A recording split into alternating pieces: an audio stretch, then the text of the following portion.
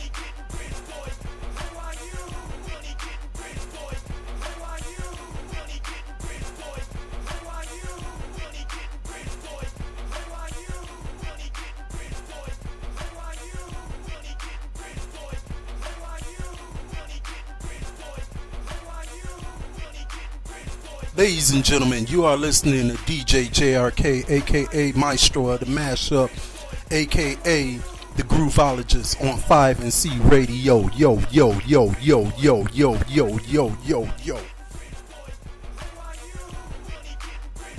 Yeah, peace, everybody. This is DJ JRK, the INC, and we are doing an exclusive interview with one of my peoples from the Chi-Town. You know, we and him go way back like old men with receding hairlines, you know? Damn right. Yes, go ahead and introduce yourself to the people. Yo, this Big Fist, 1/3 of the Bridge Boys. You know, this is my man. Dude, I've been dying to chop it up with you, and I'm glad we get the chance to do this. Right. All right. Now tell the people how you got started in the industry, and basically how did you get inspired in the music, basically? Well, I'm telling the story for the people, but you know it well as I do, because we go back. So you are the individual who got me started doing music. Because at first, it was one of them things where, you know, hey, let's do some rap stuff. And I'm like, yeah, okay, I'm not really a rapper, but I can do some beatboxing. I can definitely do some beatboxing. And man, you know, it was like, once you said, you know, you got to put some words in this mix too. You can't just be around here all day long. You're going to have to put some words in here. Mm-hmm. Yeah. Mm-hmm. So yeah, it was one of them things where I had little to no choices but to get down or get left behind. So I started getting down. But when I first met you, you was more into DJing than you was into the MC. Definitely. I was more into the house music. I was DJing because my cousin was DJing. You know how it is. I'm a shorty. My cousin DJing. He getting all the motherfucking juice. So I'm like, hey, I want some juice too. So I got into DJing. You know, I never got quite as good as he was, but yeah, I was into that. Well, and see, it was like, well, see, we was both DJing mostly like house music during that time because it wasn't a lot of hip hop records out as it is nowadays. Now give them a little. I want you, cause see, I could say it, but I want you to give your, your perspective on it, of us growing up in the Chi and hip hop in the Chi at that time, and house music and stuff like that. Well, to be real frank, we came up in an era where rap was just starting to become something to do in the Chi. Prior to that, it was nothing but house music. Nothing but house music in the hood. So anywhere you go, any party you go to, you listening to house music. You're not listening to any rap at all. So for rap to crack into a genre as popular as house music in Chicago was amazing. We would do parties, and eventually they would want to hear at least one rap track before you're done. So it became a thing to start. It's just progressive. It became progressively. So like you gotta get it in, or you're gonna get left behind in this industry.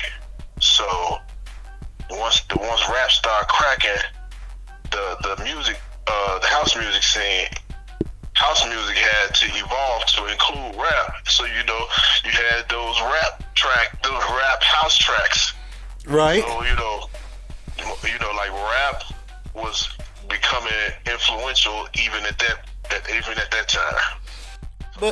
But even as b-boy, and see, this is why I was trying to explain to a lot of people who didn't really who thought, well, Chicago really, oh, they just new to it. I'm like, no, you had few b-boys. I mean, you had b-boy crews out there, you had DJ crews out there, you had graffiti crews out there, and stuff like that. A lot of them used to go to the house functions and yeah. Yeah, definitely. Oh yeah, it was definitely a b-boy background in the Chi back in the 90s and late 80s. They were there. It wasn't like it wasn't done around. When I was speaking of that, I was speaking more on what the most popular music was at that time. Right. And it was house music. Right. So, of course, like rap was coming, but no one understood the impact it was going to have in 10 years. So, it's wow. So, what would you say as far as what you think helped made you a good MC, or what is it you listen to to make what you suggest that makes a person a good MC, or what do you listen for? Me personally, I think what makes for a good MC is, first of all, it ain't even so much as lyrical content, because sometimes you can have a great song and not have any content whatsoever. So my thing is, if you're able to ride a beat and make that beat, you become one with that beat, and it's like, all right, say for instance, my popular reference to rappers who can't rap but still had influence on rap. C Murder rap. His lyrics are horrible. It's like listening to a kindergartner say ABC, like that, and you'd be like, I would say Silk the Shocker. No. I'm getting to a point here. All right. Trust me. C Murder is like listening to 123 ABC, but C Murder rode a track so rough. His flow was so dope that you didn't pay attention to the fact that this dude could not rap a lick. All you knew is this dude was riding the fuck out of some of them beats by the pound beats. And you get lost in that beat. The beat and the lyrics merge and become one, and you don't hear the difference. You just hear this dude getting down and he's riding this beat. I think that's a good sign. That's a first good sign for a rapper. When you can get on a beat and ride it, and you and the beat become one, you there. You like 90% there. The other 10% is like content and lyricism and all that. That's the other 10%. Because nowadays, rap doesn't have to have all that content that it had to have when we were growing up. You had to be saying something. If you wasn't saying nothing, you just shut the fuck down quick. Yes, sir. Now, one thing. All right, give them more of your your lineage of hip hop and how we started, but then together, and then how did you progress and things of that nature, and some of the memorable moments and things of that nature. Okay. Hey, cool. Give me 1 second. Basically, I started rap when I was like 14, and it was a thing where, like I said, my mans was like, you had to get out or you gonna be left behind, and so I took heed to that, and I slowly but surely started crafting my skills and becoming better at what I loved, and eventually I got pretty good. But then it came a point where I stepped back. I stepped back from doing it because I just started getting interested in other things. And at that particular time when we was doing it, there wasn't so many outlets for rappers. You either had to get signed or you have to be a big name. You can't, most motherfuckers, there was only a few stations that play underground music. And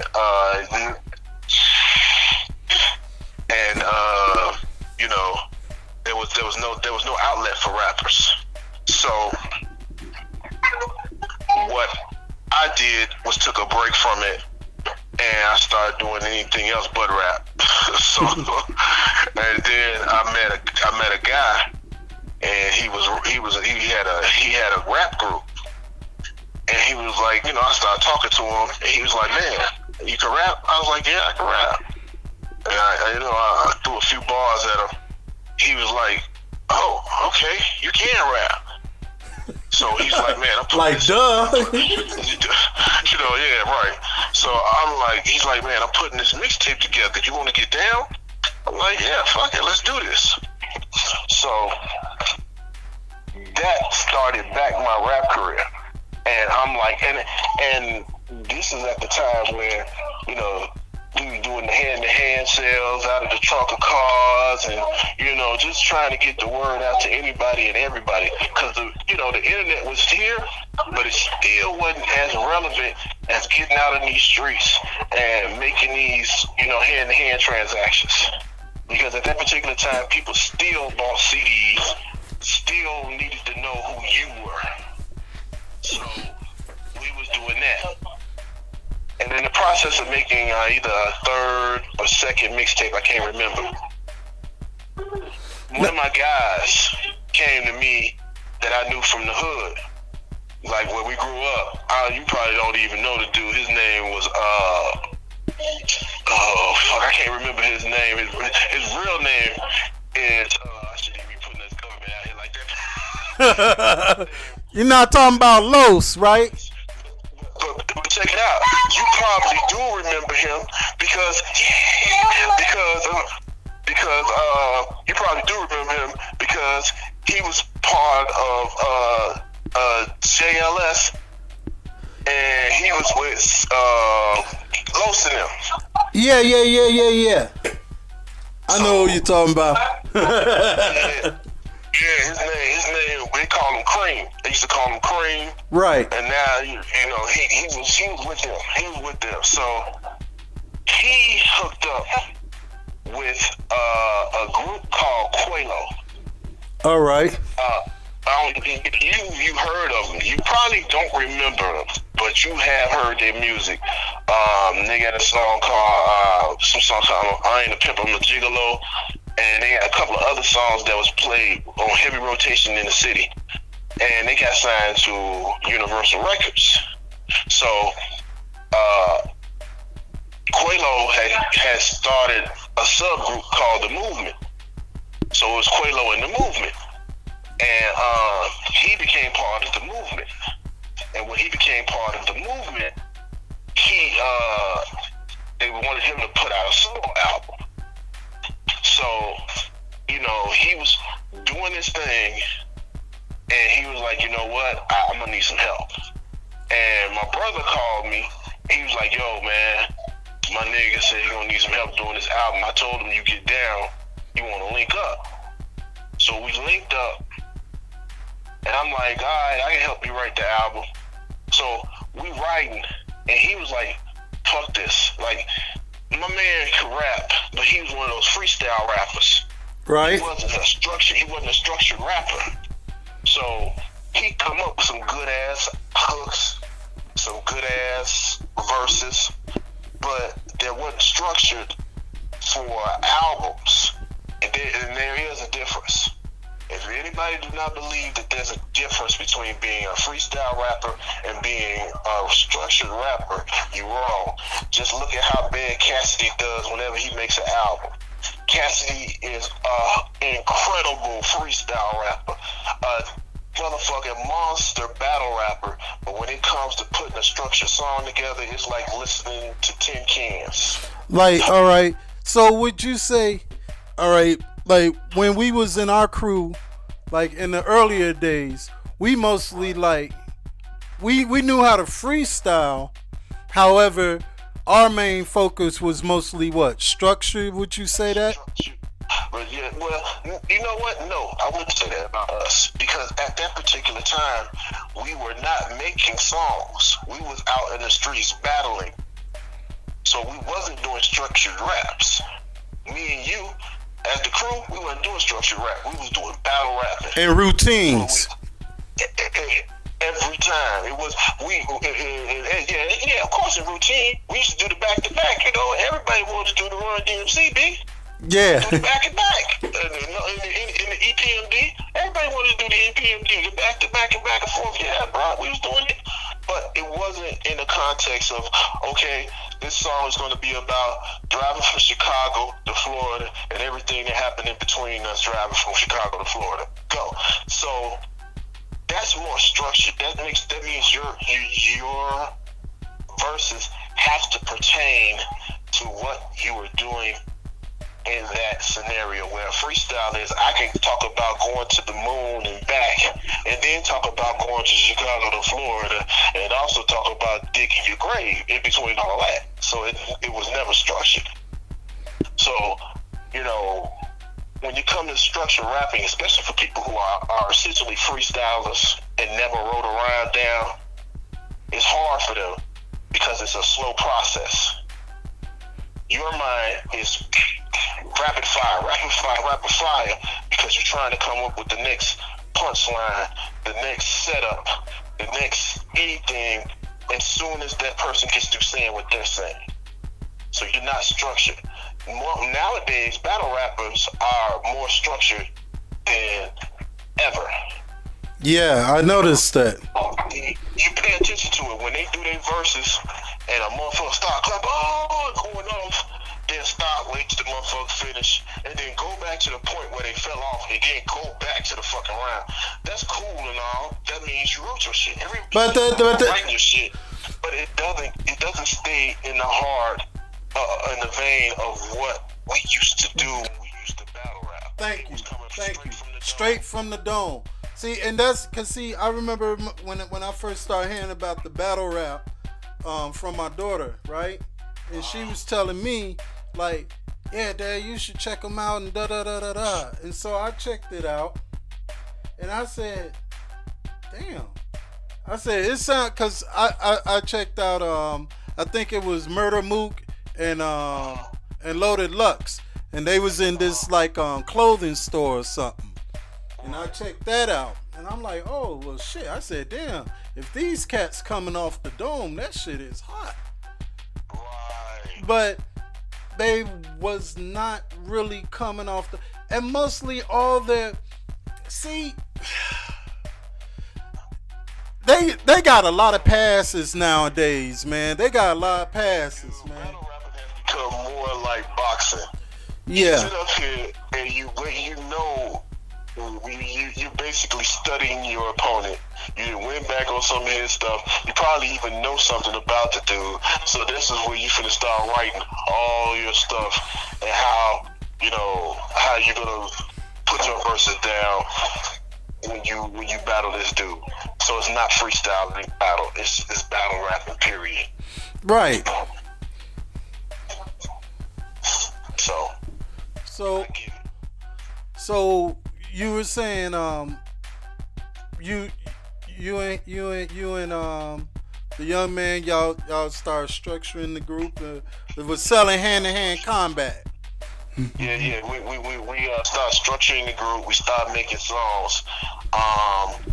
We were trying to break in with Quelo, but that situation became a little toxic.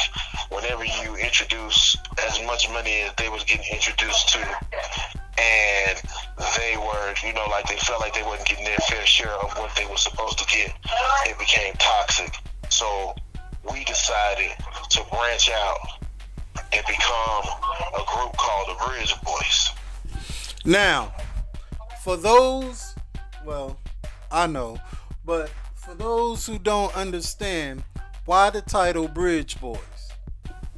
Well, we grew up in a neighborhood in Inglewood, the south side of Chicago, Inglewood, and this particular neighborhood was, like we were GDs, we were gangsters, and the neighborhood had created a set.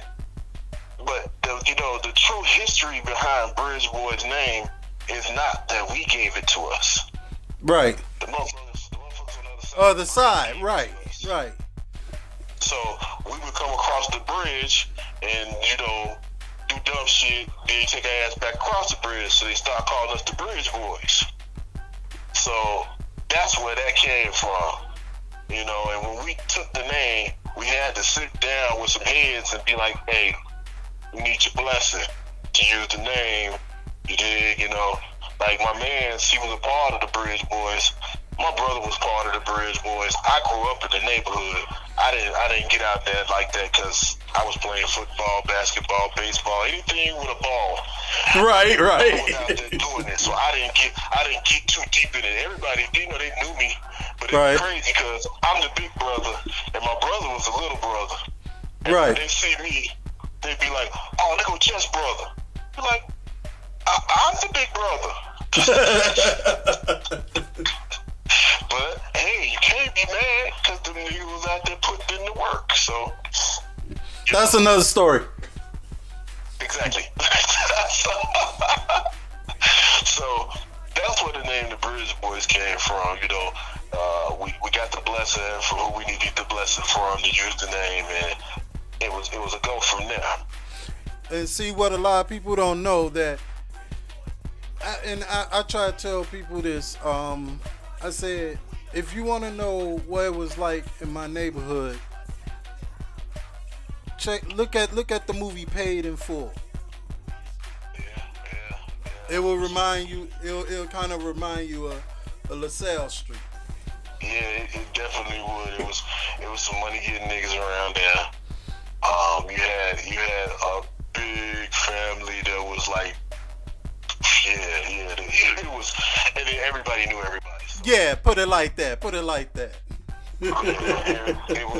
It's like everybody knew everybody. So that whole If you strip, If you wasn't from LaSalle Street, people knew. Right. You couldn't come around and talk about, yeah, we good. No. If nobody bring you in, you are not cool. And that was from 55th all the way up to 60th and 61st in LaSalle. The dead end block. Hey, dude, I still see blood from time to time.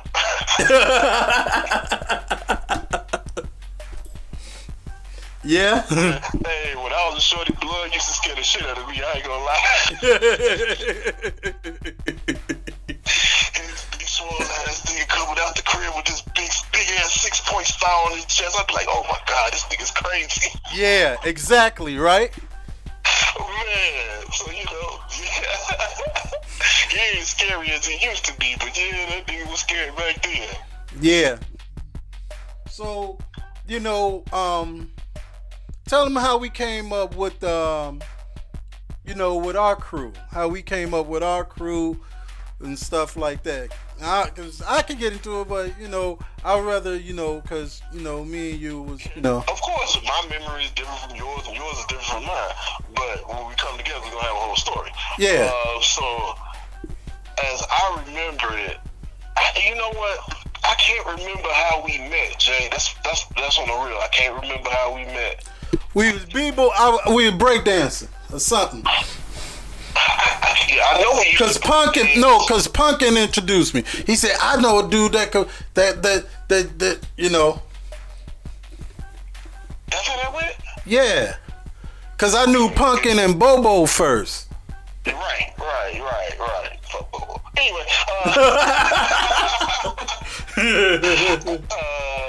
but yeah, okay. But I remember us clicking. We clicked like tight quick, and it was like, nigga, you couldn't see you without me and me without you. So we started out, you know, you used to rap. You always used to rap, and I got into it because of you. And I'm like, okay, I like this shit. I started beatboxing this shit, and he was like, hey, nigga, you pretty good. Hey, we're gonna do this thing. So we came up with the I forgot who we DC crew. Yeah, I know the name of the crew. Right. I'm just trying to remember who name we copied, because this is what happened, right? Because because you know, because of my graffiti name JRK INC, right? The C, right? And then you had your name at the time was Mickey D. So we just put DC crew. Right. And we call the crew Devastating Control Crew. Yep. Yeah. Yep. So Wow. Wow. So we started, you know, we are like pioneers. We were pioneers. Would you say that? Oh God, we were. Cause, dude, you know, back in the day, rap was a black thing. And for white people to start creeping into our black thing, a lot of motherfuckers didn't know that. You know, they didn't respect that, didn't take that. We were the first group to ever use a white person's track and go nuts.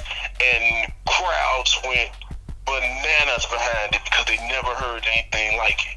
This was when we did our joint off the Beastie Boys. Oh yeah, because nobody had it, and I had the Yeah.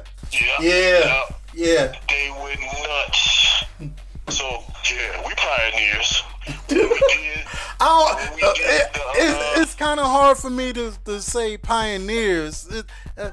Well, I'll let you say that. Go ahead. You say that. You say that. We were pioneers in our hood, okay? Right. Yeah, we had little kids up there saying our shit.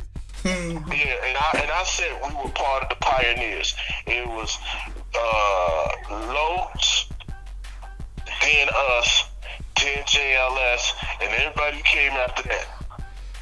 We were pioneers in our set. Damn.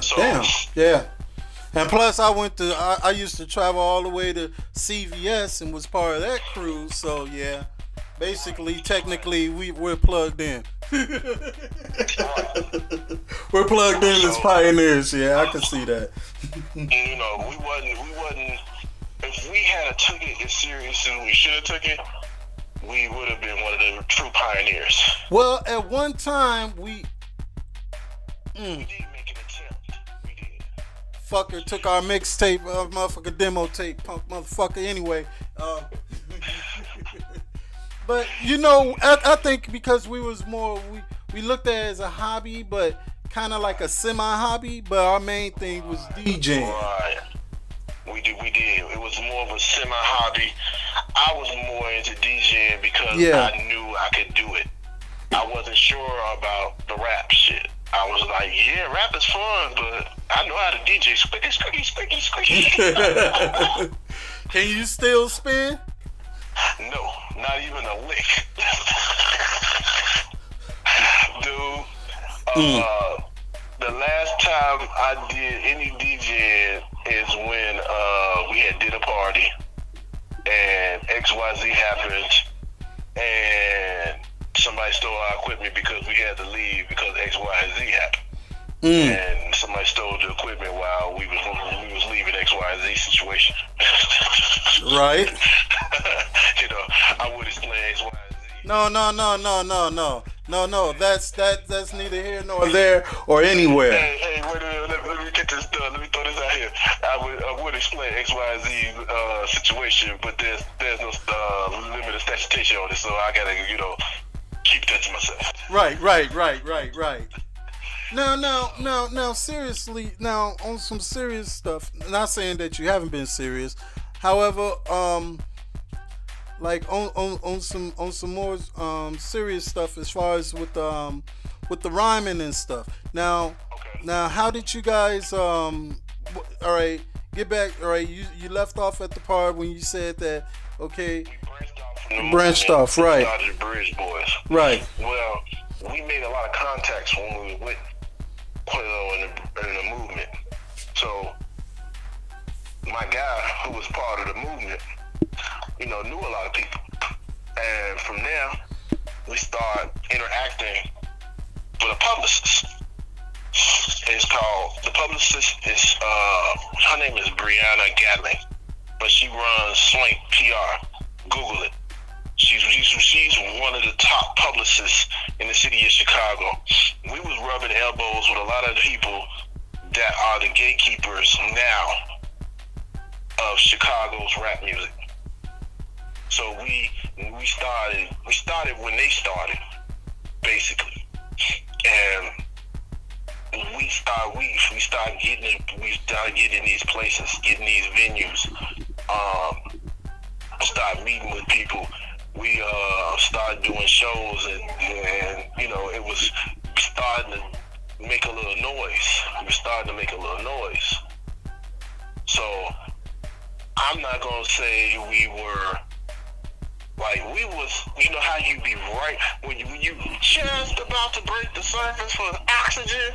Right. Yeah, that's where we were. We were right there about to break the surface for oxygen, and we was finna start making some real power moves. So how would you say Chicago is as far as supporting their local their local artists? To be fair, you're living in a society where it's about spins, and if you're not able to, it's a known fact.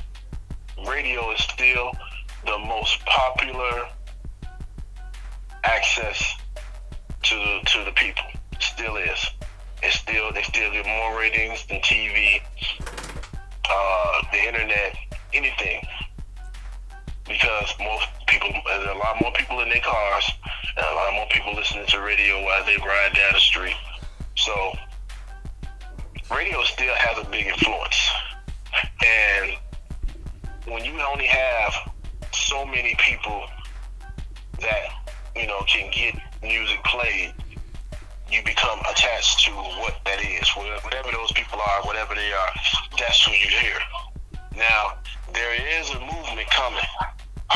Because now it's the youth very supportive of their local talent. Very. You can put on a local rapper, and these kids will know line for line, bar for bar, everything. That's just how it is now.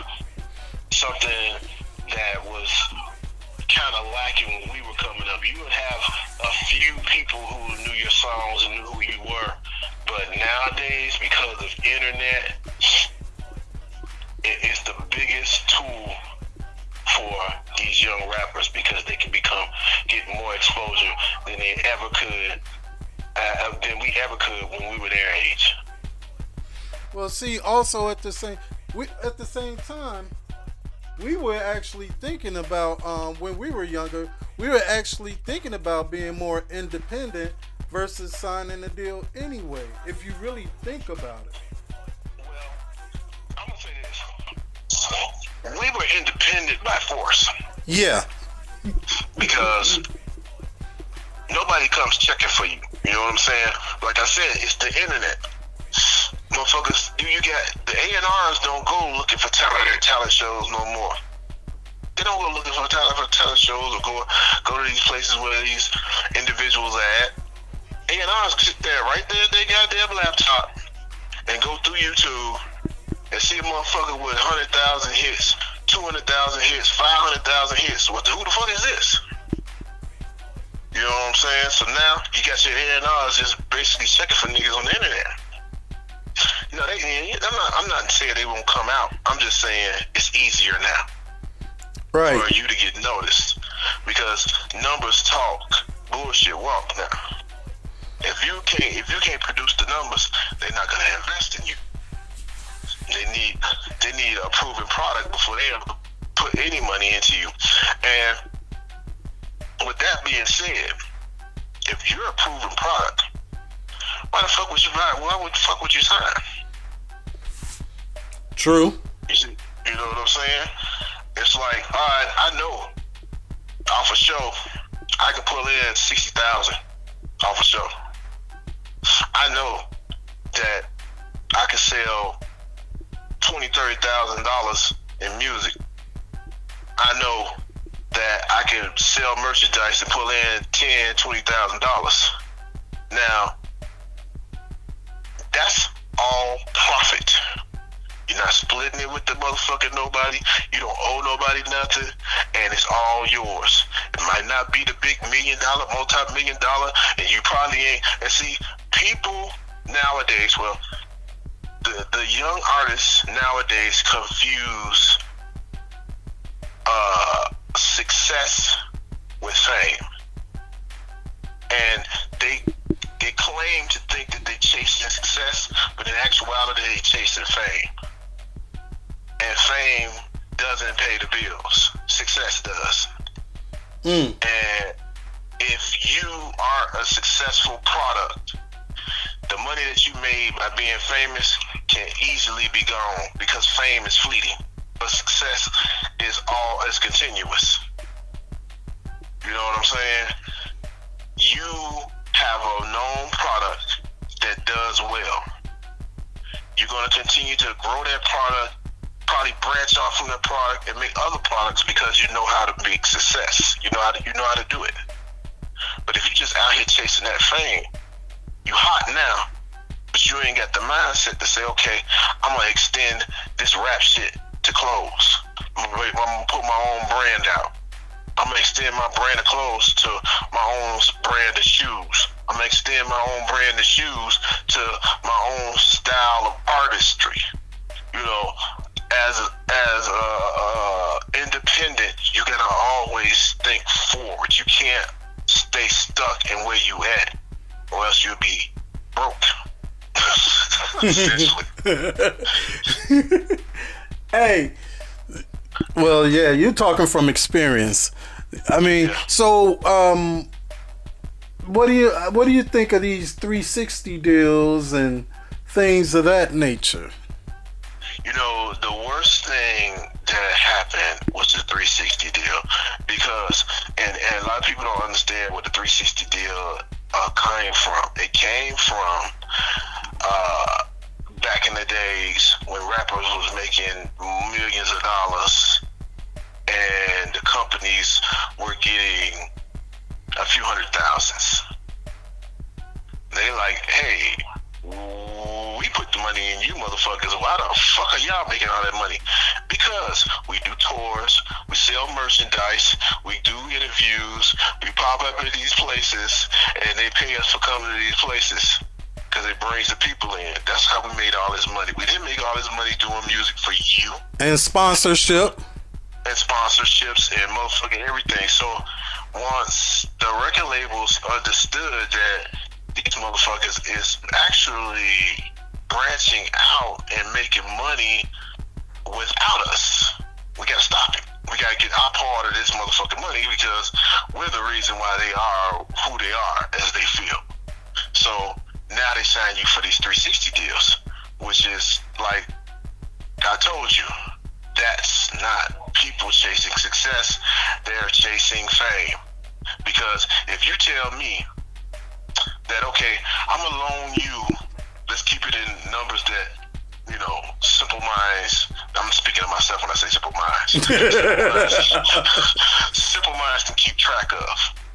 Okay, so we're willing to pay you. We're willing to give you upfront $200. Now, I don't care how, whatever 200 it sounds like a lot to you or not. We talking money. So I'm willing to give you $200 for you to do 2 albums. Now, you thinking you got $200 to the good, but in actuality, you might have 100 or maybe 150 because now you're going into their studios. You're not going into your studio. That's another thing that we didn't have that they have now. They're able to create a whole studio in their house, and it sounds like they fresh out of somebody's major studio. Exactly. But now, back in them days, it was like, okay, you're in the studio, bet. Whatever it costs for you to be in that studio, they're taking it out of that money that they motherfucking gave you up front. So you still owe us. You still owe us for your studio time. You still owe us for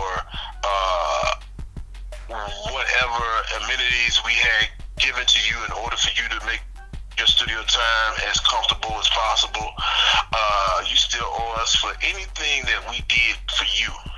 So essentially, yeah, you got $200, but now your music is selling. Your music is selling, and you done made $300 off the music, and they like, well, you owe for this, you owe for that, you owe for this, you owe for that, and you're getting $50 from your music. So essentially, you've gotten $250 off a $500 ass transaction that was done. And you know, it's not that way now. I don't understand why would anybody take a 360 deal. All you need is a homie who's really interested in computers, and there's a lot of them out here now. You get your homie, and you get together, and y'all pot y'all money up, create you a motherfucking studio right in your closet, and make some of the best music ever, and then come out and distribute your shit and market your shit and push your shit as if you're your own motherfucking company. I had a homie and I was explaining it to him like, dude, get your LLC, start your motherfucking label, get your LLC, sign yourself to your label, motherfucking sign all the rights to your music to your label. So if a motherfucker do come and want to ask you to sign a deal, they gotta pay you for every fucking thing. Every fucking thing that they want, they gotta pay you for it, or they are not gonna get it. And if you're hot like they want you, Hold on a minute. Now I want these people to understand you giving them real game. Alright? This is not no bullshit. He giving you real game right here. Continue. if you hot like they feel you are, you control what you get. That's all that is. That's all Rick Ross did. Rick Ross made himself a commodity so that when the people came, they had to come to him with the right numbers. Cash money. They had to come to them with the right numbers. They can't come with them with no funny motherfucking numbers. They had to come with them with the right numbers. Like I think Master P and No Limit was like the first rap motherfuckers who remained independent and only signed for a distribution deal. You know, I think they were the first to do it. Either between them, Cash Money was the first ones to ever sign one of the biggest distribution deals. So Cash Money was the first ones to ever sign the biggest distribution deal. No Limit was like the ones who remained independent, the first to ever remain independent and make all their money. They only signed a distribution deal. They just Cash Money just made more money from their motherfucking shit. That's all. So, you know, you want to be able to come to the table and command your worth if that's what you want to do. Like a lot of people don't understand. Like, matter of fact, perfect example, because a lot of people know him, but a lot of people don't know him. Tech Nine is the most, if you want the blueprint of how to do what I'm saying, saying to do, Tech Nine is the blueprint you follow. Tech Nine, he has the mindset of, I got my fans. It's this number of fans. I know if I go out and do these many tours, I can make this much money, and it's all mine. And see, he didn't want people to know how much he made, but I think he might have made the Forbes list. I'm not sure, don't quote me. I know he made somebody's list that he didn't want nobody to know that he was making that kind of money. White folks always trying to count somebody's pockets. That's always. So, you know, if you are a student of the game or want to be a student of the game and you want to play the game as it should be played, I say try to find as much information on Tech Nine as you can. Tech Nine has been doing this shit for years. Never signed a deal. Now I got a question for you, because sometimes you used to travel back and forth from the Chi to Detroit. Now, what do you know about a lot of Detroit rappers back during that time when we were doing our thing? You know what? Detroit rap was like, if you want to say underground, they was like for real underground, but they had a following, and that's all it takes is for you to have a following. If you have a following, then it's nothing for you to get on.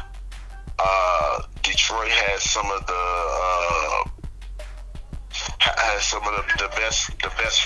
the best fans and support wise.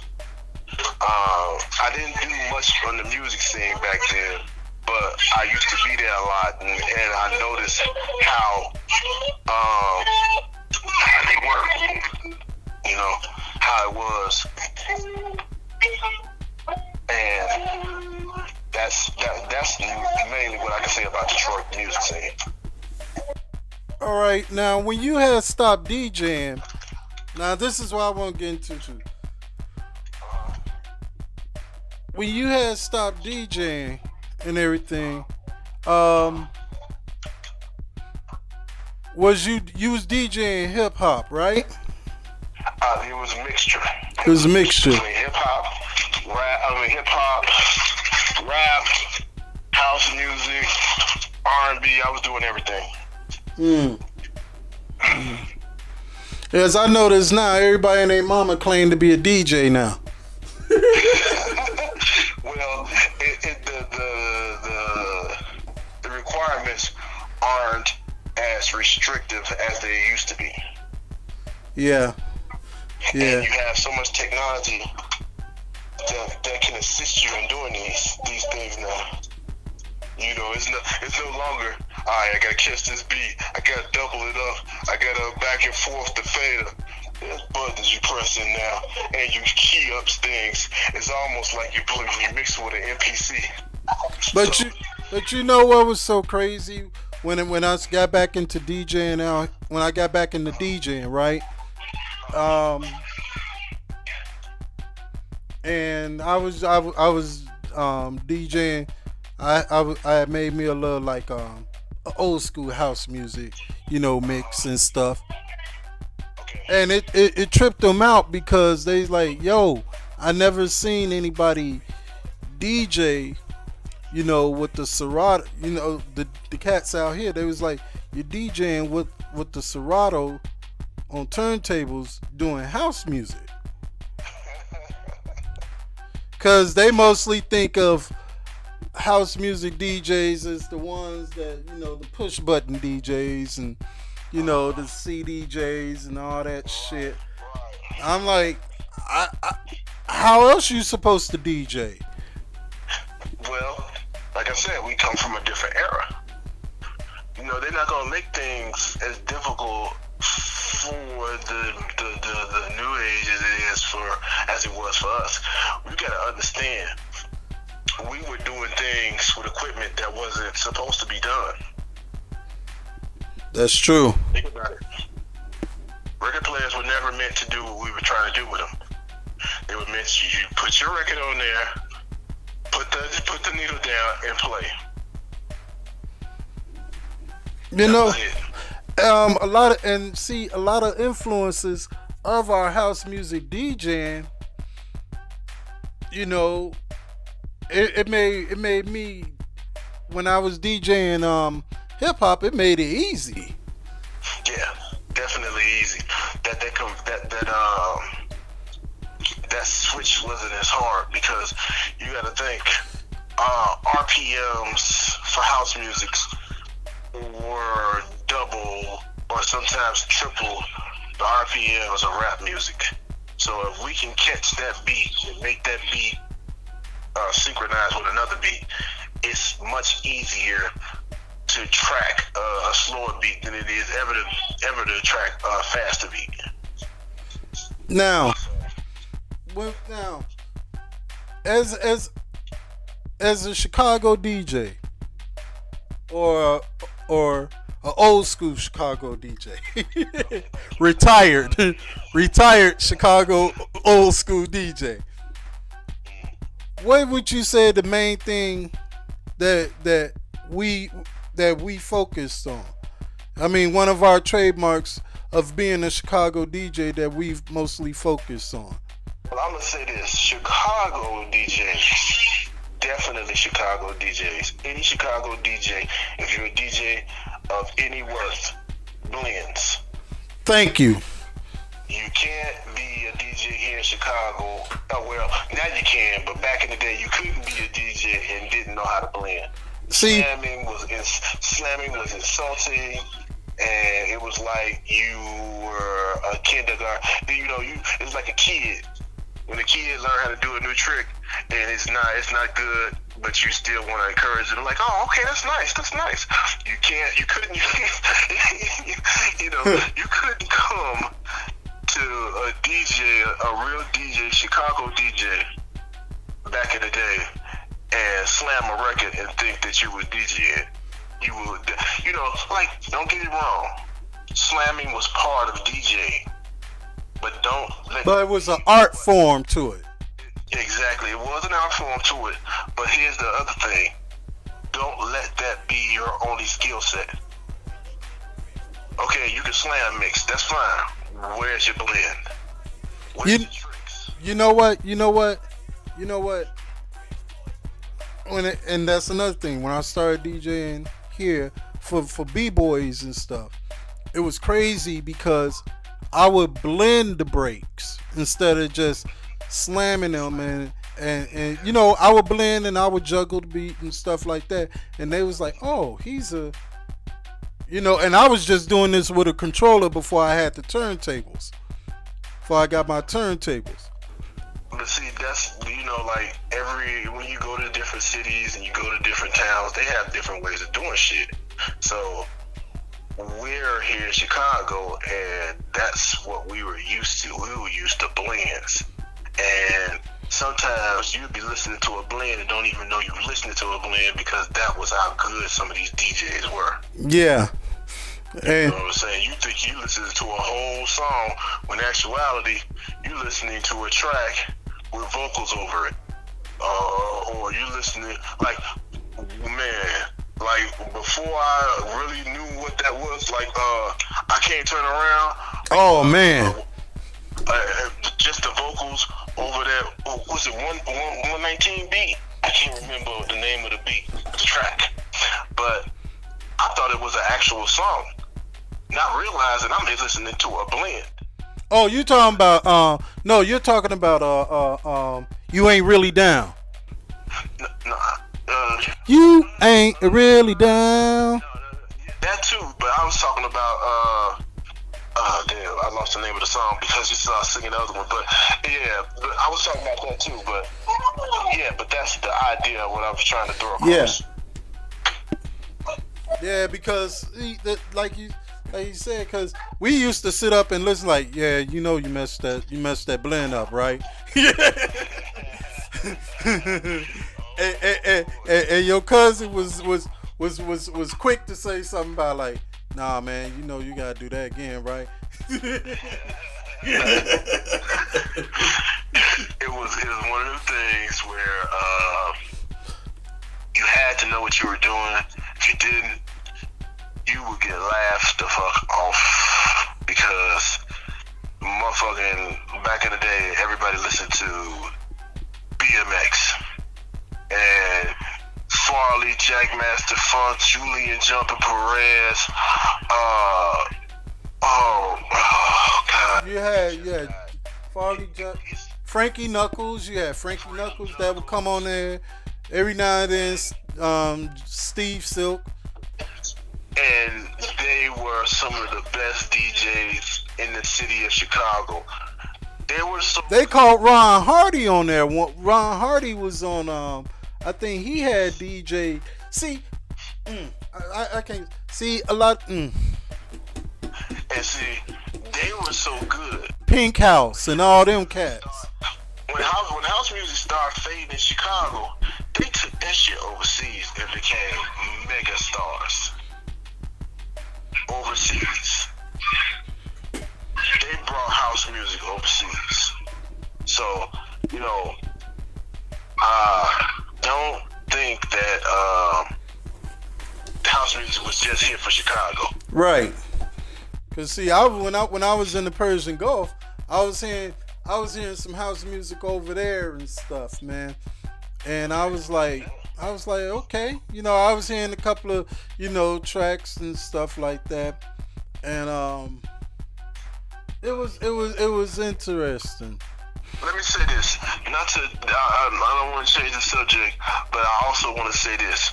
A lot of people think the only way that you can make money is here in the United States. Oh, that's wrong. Listen, there is a world out here. And if you sit down and you look and you pay attention to these YouTubes and internets and shit, everybody copies us. From the UK, Africa, Japan, China, I don't care where you go.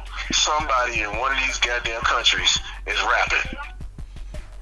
So if you think that the only way you can make money is here in the United States, you're limiting yourself. Start searching out overseas. Start seeing how the vibe is over there, or and see if there's a lane for you to get in over there. Because there's money to be made. This money out here. You just gotta find, as to quote Tupac, find your niche in the game and sow it. That's real. Don't ever get confused because you think, I'm never gonna break here in the United States. Dude, the worst thing you can do is come here. This market is saturated, and all they doing is looking for the next whoever is hot. Me and you gonna have to do a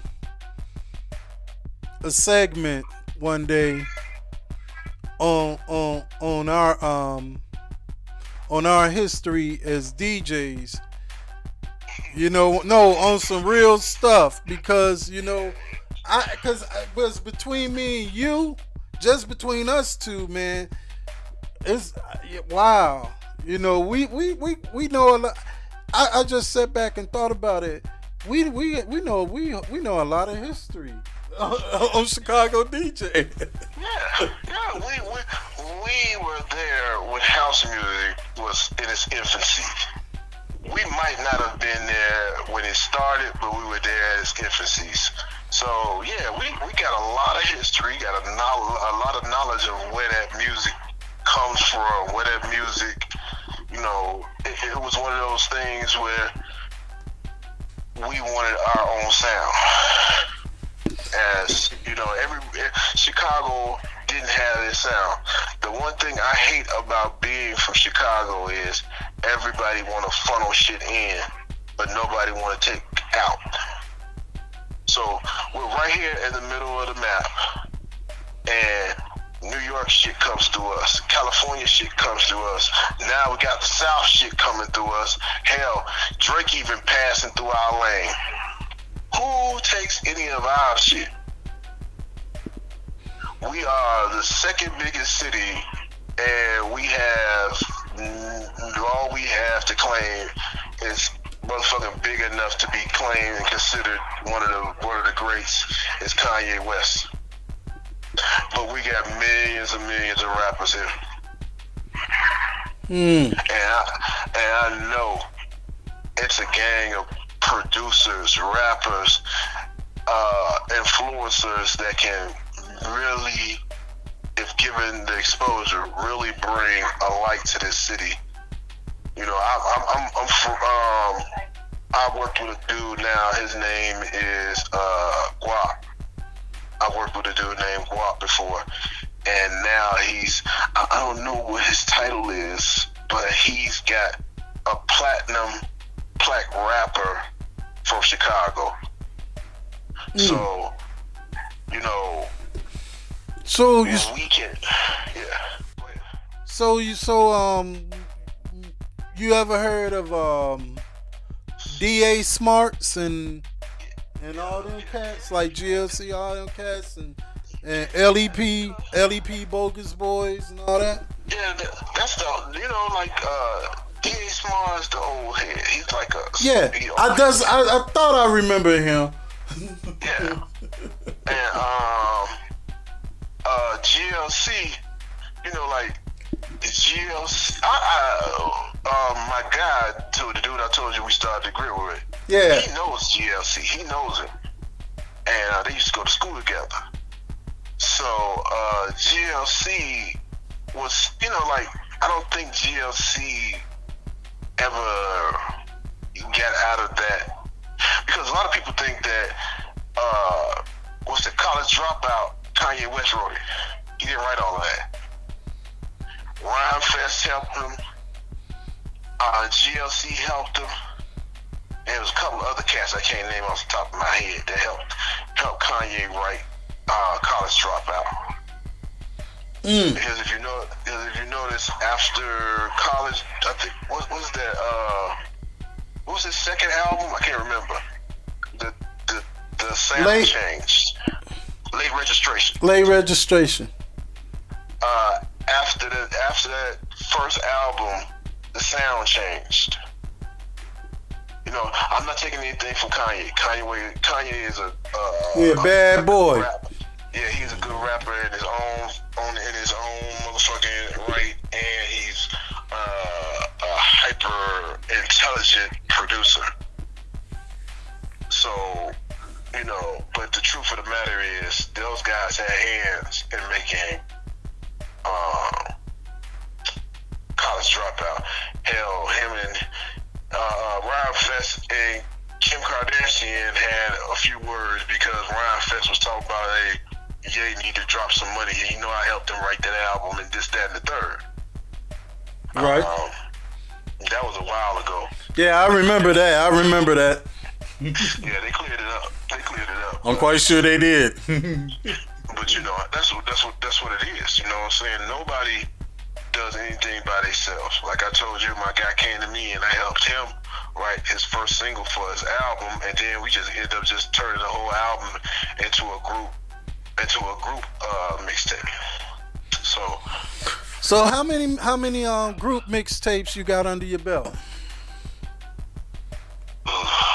Dude, I've been doing this for so long. As far as group goes, I got 1, 2, 3, 4 group mixtapes under Death Grip Records. With the Bridge Boys, we did 3. And that was it for groups. So I'm gonna say about 7 or 8 if I can remember correctly. So as far as solo projects, what's happening? With last, it's been a few months. I dropped a solo. Like, okay, here's my thing now. Like, yeah, I know. I feel like if I had the, you don't get knowledge until you go through it. Right. You know what I'm saying? So I understand basically how you do these things. If I had, this is just knowledge for the younger listeners, if there's any younger listeners out there. The knowledge that I gained was that I was so focused on writing song after song after song because I wanted a full mixtape or a full album, this, that, and the third. Here's the thing: if you know you finna do a song, do that song. Put your effort into that song. Release that song. Now, I don't know if you remember DJ Sluggo. Yeah, I remember Sluggo. Okay. We used to go and kick it with DJ Sluggo because DJ Sluggo was like one of the premier DJs in the city, and he used to sit us down and give us the word for a minimal fee. And because nothing is for free for Sluggo, nothing is for free. For a minimal fee, he'll sit us down and give us some knowledge. The only thing that I ever took away from talking to Sluggos, we used to talk to him all the time, is people do not spend enough time on a single. They release that single, and if the single don't pop within a period of time, they feel like it should pop. They releasing another one. So you tired of the song. You know what I'm saying? You're tired of the song because you heard it a million times. It's your song. So now you're ready to release another one. Well, if you just cultivated that single and stayed with it long enough, you probably could have got it to pop. He said it usually takes a year to a year and a half for a single to break. And I didn't understand that. It's like, man, I ain't gonna be sitting there listening to the same shit. But then I started noticing it. Like, I understood it better then, because a lot of people don't understand, like, Jeezy's first album, he had already released that in his town. He already released that shit. So it was already out there. Motherfuckers in the city knew about Jeezy's first album because they had already heard it because he released it already. And when it was time for him to release the album, all he did was re-release the same goddamn album. Because it didn't go any further than his town. So why would I make a whole bunch of new music when you motherfuckers ain't heard this? Exactly. And then about time it's come around I'll fuck around and sign them. Me and my homie, Big Joe, we was saying, like, you know what? I said, you know what? If I had to sign to a deal, my first studio album would be JRK The Anthology. They'll be like, the Anthology? Well, damn, how long this motherfucker been out?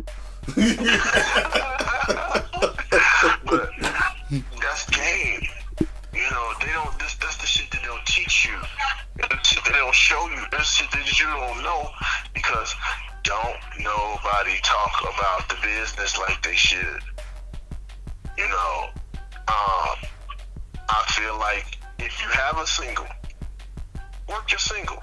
Work it for a period of time. If a year and a half is too long for you, I can understand it. Work the fucking single for like 6 to 8 months. In the process of you working your single, you still writing new music, you're just not releasing it. So now you release that single, 6 months later, it still haven't popped. You decided, okay, I'm gonna release another one, another single. That motherfucker pops. Now you got motherfuckers checking for you, so you can bring up the first single you brought out.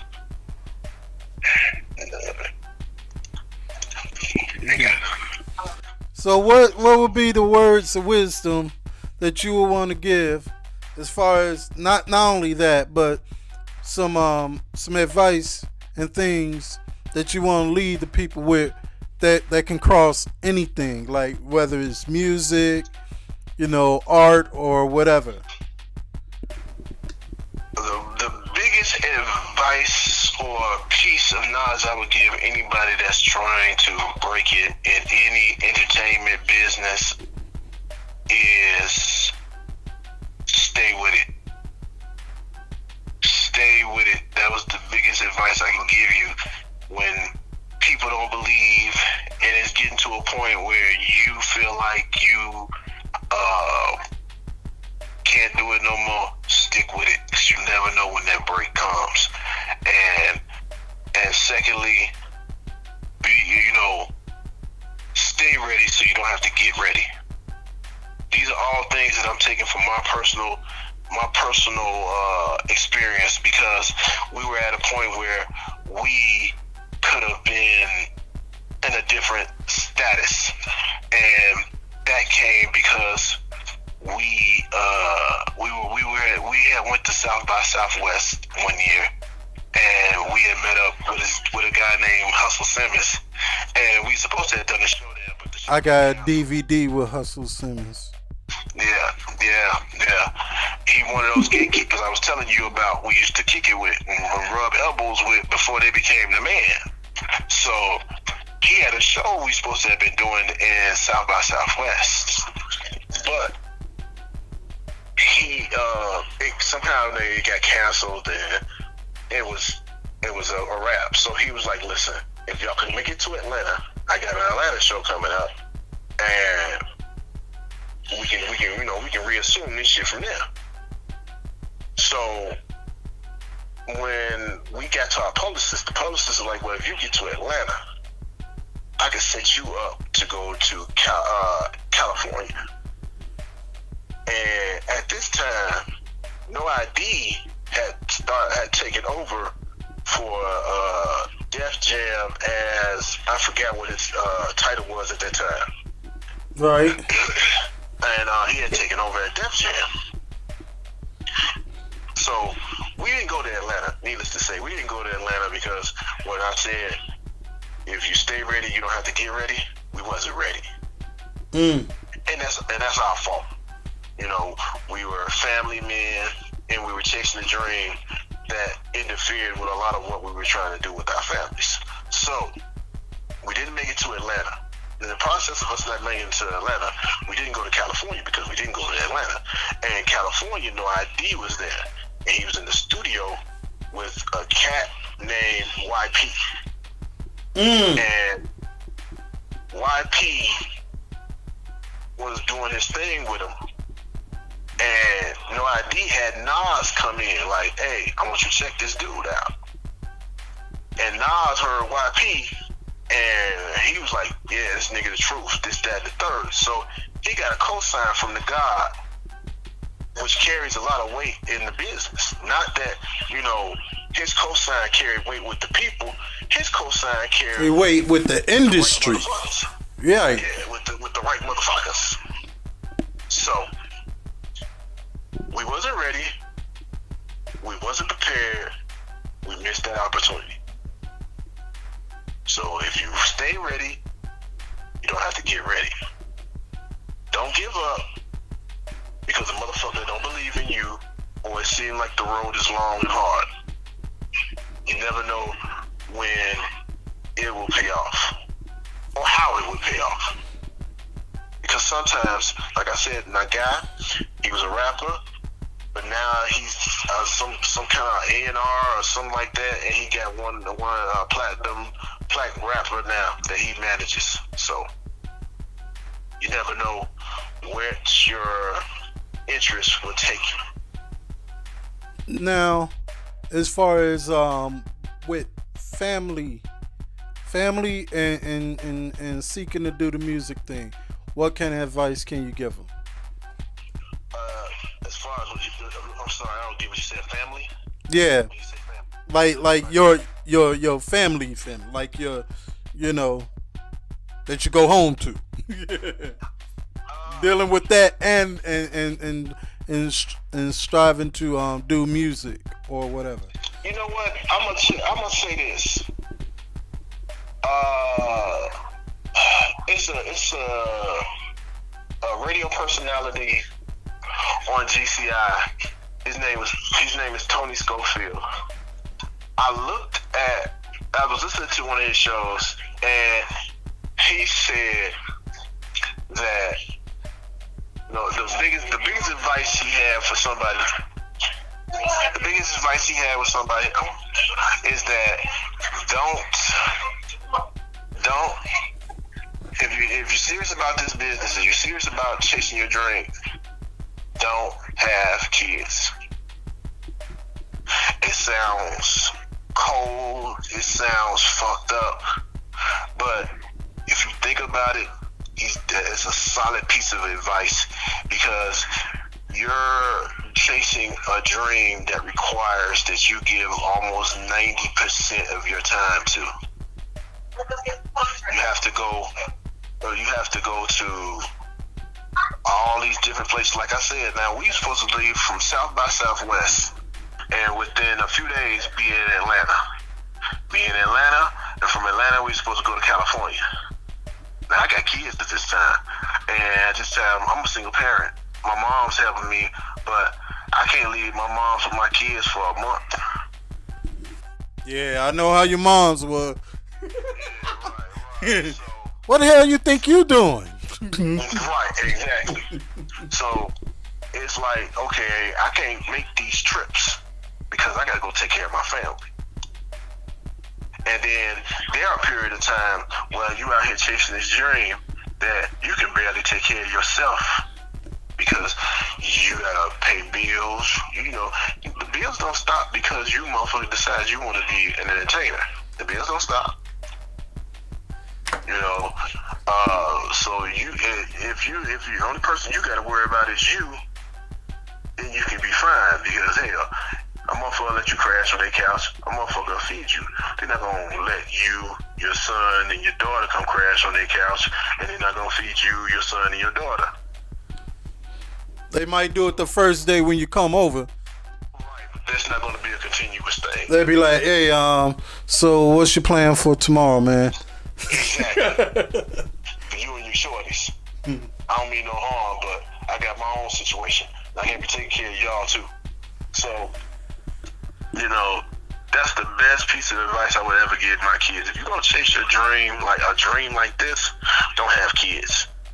Because you have other responsibilities now that require that you can't, require that you can't put that kind of time into it, like that. And it's very rare you find someone who understands how this thing goes and willing to support you for as long as they need to support you. You know what I'm saying? So you got you a girl, you have a shorty, but you gone goddamn in 6 months out of the year. You really ain't bringing in the big money yet because you haven't popped. You're making a little scratch here and there. You're able to send some money back to the crib, a little bit of money, whatever. But you ain't able to pop because you can't send them motherfucker like, here, pay that shit off for the rest of the year because you haven't popped yet. So now you asking this woman to accept that you only can give her twos and fews. enough to get you some fucking Harold's chicken and her to get her hair done and And that's that. She was supposed to be, still, down for you, and you're not there for at least 6 months out of the year.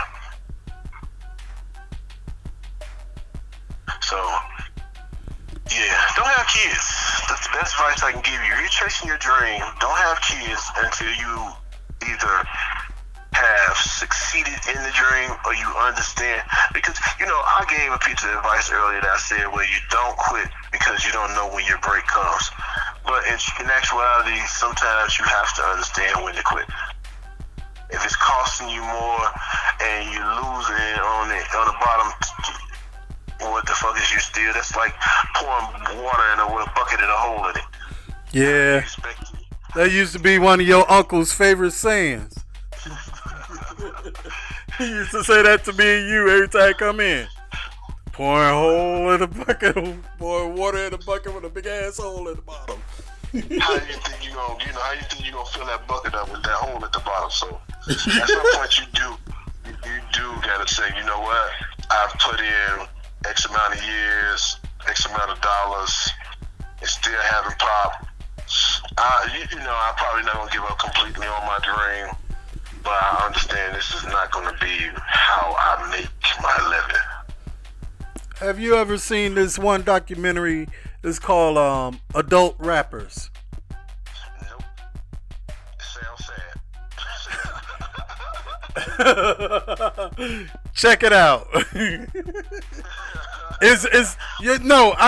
I try to I tell people that because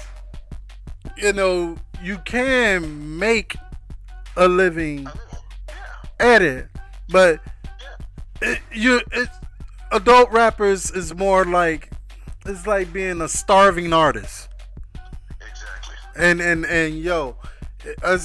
I tell anybody, because what I do, with this clothing thing and stuff like that, and honestly, man, being self-employed and being an entrepreneur is just like basically you're working on commission. It's hard. It's hard. A lot of people don't understand that. Everything is yours. Every penny you make is yours. But every week isn't a milestone week either. Right. You know what I'm saying? And the reality a lot of people have to deal with, if you're really gonna get out there and be an entrepreneur or anything, make sure that you still have your income coming in before you just say, fuck it, I'm gonna just do this full time. No. Right. Don't do that. And entrepreneurship is, if you don't work, you don't eat. So it ain't no off days for you, ever. Exactly. That shit, that vacation time that you take from that job, that 9 to 5, you're not afforded that luxury. This is your business. And anytime them doors close, you ain't making no money. Real talk. Yeah. Well, I appreciate it, man. If people want to hear your music or get in touch with you about anything, how can they get in touch with you? You can go on my IG page, Big Fist. I'm there. You can go to Bandcamp and do a search for Big Fist. I am on Twitter, Big Fist 60. I am on I don't do Facebook. I got a fan page, Google Big Fist, but I don't work Facebook like that. It's just. Now I got a question for you. How did you get the name Big Fist? Oh, good story. All right, so I'm with the group. I'm with Cemetery Mob, a group called Cemetery Mob, and we're at the studio. This is when I first got with the group, And when I first got with the group, I called myself Big Fisk. I called myself Mr. Fisk. Oh, like Kingpin. Like Kingpin, exactly. And I was going to associate that with Kingpin of Chicago. So, anywho, I get in the studio and I'm telling motherfuckers my name. It's the first time we ever came together. And I'm like, yeah, I'm Mr. Fix. It's like, all right, Big Fizz. Mr. Fizz. There's a K at the end. Did you hear me say the K? No, I said Big Fizz. No, I said Big Fisk. No. That's not what I heard. I mean, it's like, you know what? You know, sometimes you don't create your name. Other people get it. It's like nicknames. Who nickname themselves? So sometimes... You know what? Because when I first met you, right? You were like, I'm Mickey D. I said, all right, Mickey D. And then your name... Then when I got to know your honorable name, I said, how the fuck you get Mickey D from... That's what I was thinking. Who nickname themselves? So sometimes you gotta just go with what the people want. Because sometimes you might not be right. I get out there calling them, yeah, I'm Mr. Fist. They be like, yeah, okay, you a joke, we can go. But you know, I took the Big Fist and it stuck. And motherfuckers be like, Big Fist. You know, and they'd be like, why they call you Big Fist? I never tell the story. I pull up my hand. You know, I got some big ass hands. I ball my fist up. They be like, oh, okay. You know, I'm a big dude, so they, you know, I shake niggas when I start motherfucking making fists and looking like I'm ready to tear a nigga head off his shoulders. So, you know, that's how that came about, though. Be like, why you over here messing with these nice people? Get your ass in the house. Do you want a problem? No. No. All right, any shouts out or anything you want to give? Hey, yo, I got a gang of shouts out. Well, we got a gang of time. Go on here. I got to be working with a lot of people, man. My guy Jay Davis, my boy Diesel Dante, my guy Jay Hollins, my man, hey man, I got a DJ, his name is 8Ball, they call him Clemmy 8Ball. That nigga is one of the best DJs in the city of Chicago. Man, dude, my nigga Alpha Black, my nigga Alexander Monday, my motherfucking brother Wambusi, man, just a host of other niggas that I can't think of off the dome. But I appreciate the interview, man. I'm glad I was your first interview after so long of a hiatus. So, you know, gratitude, because, you know, you could be talking to anybody, but you chose to talk to me. So. Well, no, real talk, because I was like, man, and I used to brag on you so much, man. Real talk, real walk. Whenever MCing came up, right? You know, whether I was in Cali or whether I was, you know, and when I got here, I was like, man, I had a homeboy, my man, yo, his name Mickey, yo, he's a beast. My man Mickey, I said, and his cousin on the tables, man, yo, hey, that's where I got my skills from. Honest. So yeah, man, you know, you guys play a major part in you know, in my endeavors too, man. And I want y'all to know that when I blow up, we all blow up. Fuck it. Word. That's how that goes. LaSalle Street. Word. Yes, LaSalle Street, my nigga. Word. All right, my brother. Peace and blessings. Have a good one. You too, bro. All right.